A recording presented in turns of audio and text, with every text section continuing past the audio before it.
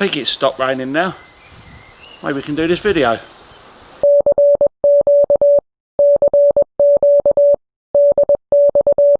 Hello YouTube, welcome back to this week's video. This is 2E0IQJ.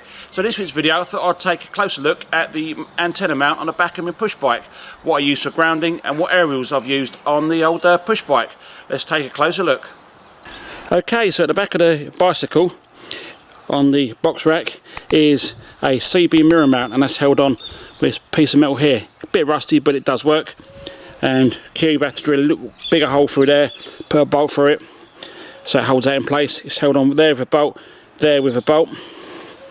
This is the actual ground plane itself, which doesn't interfere with the wheels in any way, which is good.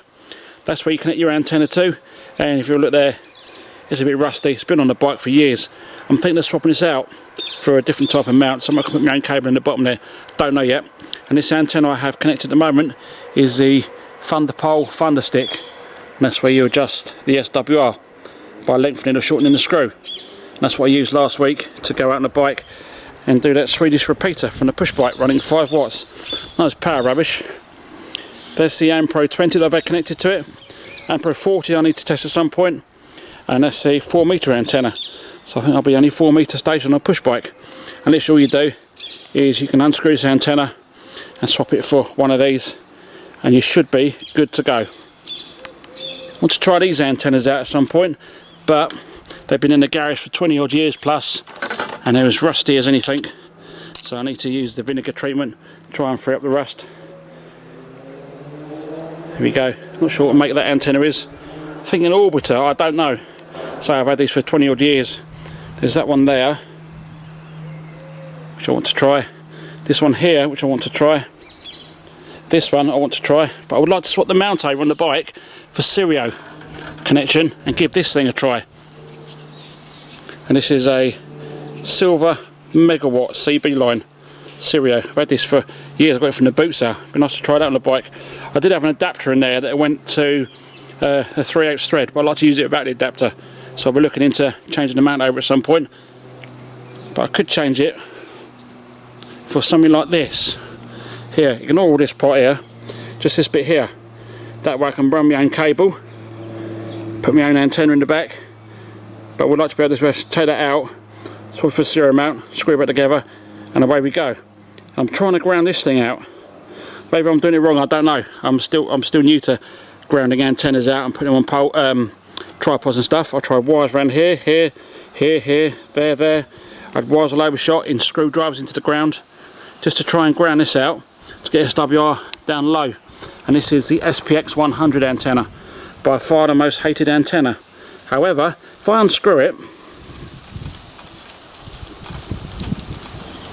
and in the middle there, screw a piece of wire around it, 5 metres in length, screw it back together, chuck the 5 metre wire onto the ground, extend the telescopic whip full height, drop it down 2 sections, and then put the wonder lead in for 20 metres. The SWR was nice and low, around about 1.5 or below across the band, although around about 14 megs dead, or just after 14 megs, so around about 1.1, 1.2. So is it usable? We're having a piece of wire around there. It's acting as a counterpoise. Don't know. I'm still learning how to mount antennas out and stuff on tripods. But if I can switch for a stereo mount, then I can try this antenna, which I've had for a while and not done nothing with. And this is the Watson Multi-Ranger 9. And this is a lot better quality, and it was 20 quid cheaper than the SPX 100.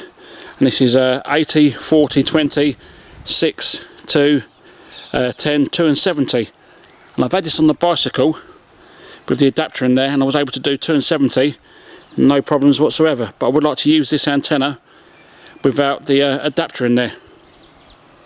You just adjust it to lengthen it or shorten the whip with the grab screw. Now I had this connected to a stereo mount or mag mount in my bedroom on an old Freeview box lid, and I was able to get the SWR down on 20 metres to around about 1.6. So yeah, it's definitely something to play about with. And the guy I bought it from said all you do is once it's set up, the SWR is nice and low, put the ATU in line and let the ATU do the rest. So Whether or not that's true, I don't know, but it's something I need to play about with. Probably good to mount that on the back of the bicycle there. Then I'll have a all-in-one solution then, and then take just this antenna and a 4 meters, and then I've got near enough to band covered on the bicycle. Okay, that is it for this week's video. So I'm still new to adding mirror mounts and antenna mounts to tripods, in my case the green screen mount. And on top here is the SPX 100, and I did say in the video that if I unscrew it, tie a piece of 5 meter wire around there, the SWR is around 1.5 or below across the band when you adjust the top section there. We'd like to swap this over for a zero mount and use this antenna here.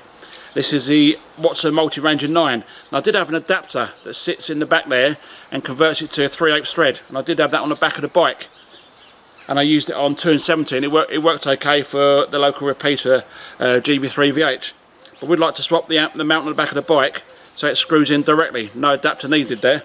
I would like to give us a good old test on the bicycle. All you do is just swap the wire over there and then adjust it up and down there for your best SWR. If you found this video of some use, give it a thumbs up. If you don't like it, the other button seems to work too. I'll catch you in the next one. 7 threes.